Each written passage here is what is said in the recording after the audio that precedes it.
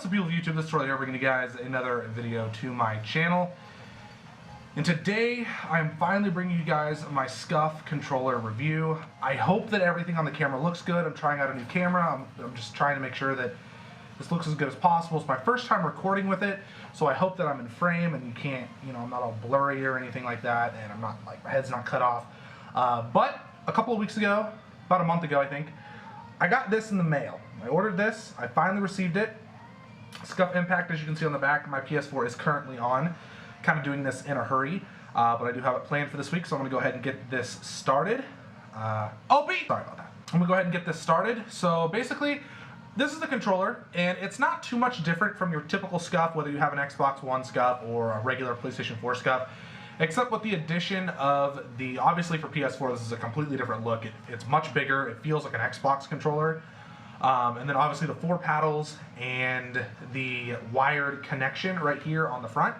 The wired connection is a really, really important part of this. I feel like it's a really, really big deal. It's a lot of the reasons why I wanted this controller so much, because I haven't had the wired connection feeling since Black Ops 2, Call of Duty Ghosts, because they just haven't really had that support on the PlayStation 4 and Xbox One. I'm glad they do now, though.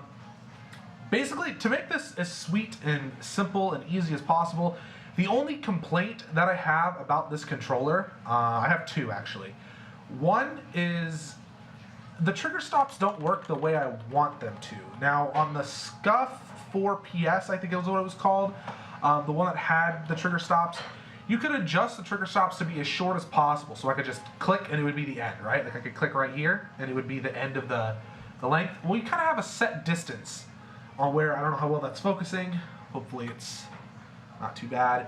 But you kind of have like a distance there, which on my other controller, at least I feel like I could set it to where it would say like this, and I had much shorter range to have to push. But it does shoot really quick. It's just I wish that I had that instant like reaction of hitting something to know that I had pulled the trigger and shot properly, and that kind of throws me off sometimes.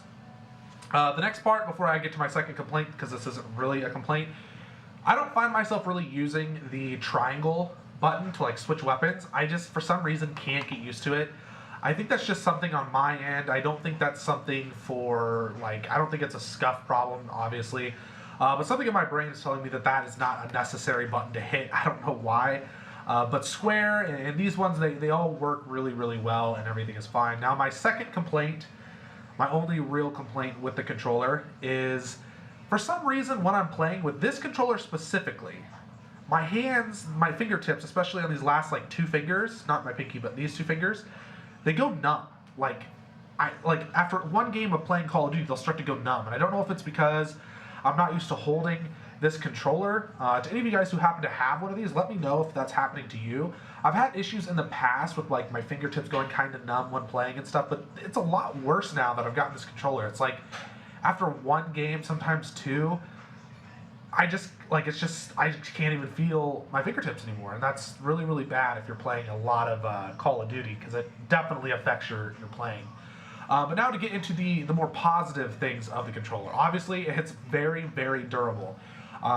Just like any Scuf controller, it feels durable. I keep my rumbles in because I like it for other games, and I feel like it saves me money. I can just turn the rumbles off. There's no reason having them taken out unless you like a super light controller. Next up, the fangs. I have pretty big hands, so I like using these, and I feel like it helps me not lose my shot as easily sometimes. So if you guys have big hands or you have issues where you lose the shot easily because the recoil or like just having to repeatedly push the button kind of throws you off, these are a very, very, very good idea to use. I know some people who have these that don't like using the fangs, but I think they're really, really good.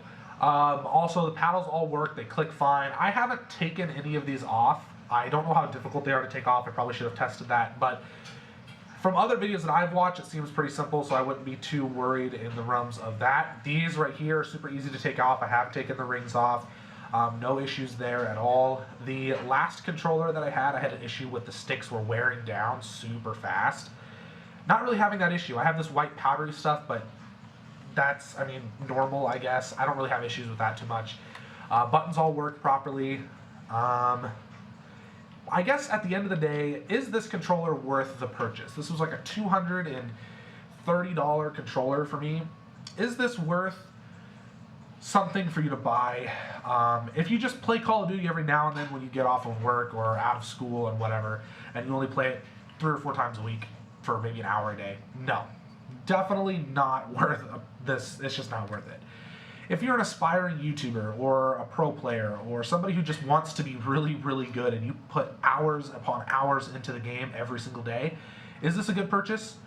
100%. I think that everybody who takes Call of Duty seriously enough to that level needs to have one of these controllers. It is a very, very good controller.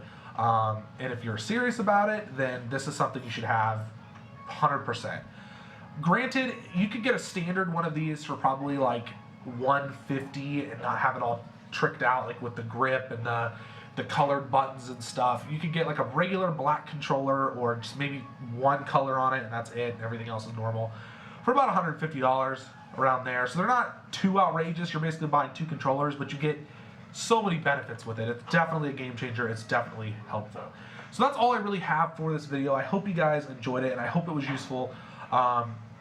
If you guys would like to buy one of these, I think it's a good decision, and you should, by all means, check out some other YouTube videos. Just do your research if you've never bought one before to fully understand what it means to have a Scuf controller. That's all I have for you guys, so peace.